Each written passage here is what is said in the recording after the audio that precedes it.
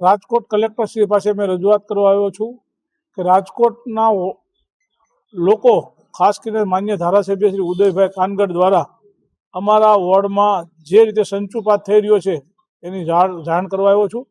SI મુજબ અત્યારે પાછળથી નવા નામો કે જે ભગવતી સોસાયટી ને હૈદરી ચોક ફક્ત ને ફક્ત ત્યાં લઘુમતી સમાજ સિવાય અન્ય સમાજના એક પણ વ્યક્તિ રહેતા નથી।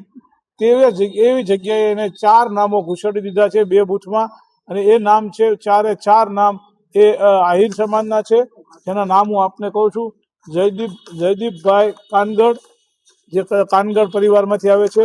એવું જ હું આપને બીજું નામ આપું છું, ભાવેશભાઈ ડવ, જે પણ આહિર સમાજમાંથી આવી રહ્યા છે। ત્રીજા નામમાં હું આપને વાત કરું, ઘનશ્યામભાઈ જળુ, એ પણ આહિર સમાજના વ્યક્તિ છે।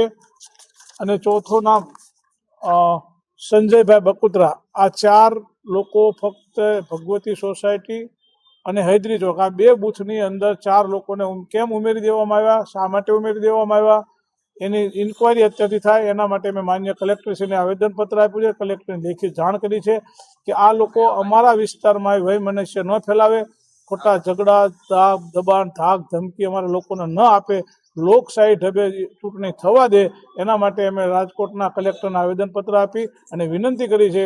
અને અમે ઉદયભાઈને પણ 2 હાથ જોડી વિનંતી કરીએ છીએ, આપ સત્તા ઉપર છો, ધારાસભ્ય છો, અમારા માનનીય છો, અમે આપને વિનંતી કરીએ છીએ કે લોકશાહી ઢબે વોર્ડ નંબર 15માં ચૂંટણી થવા દે એવી વિનંતી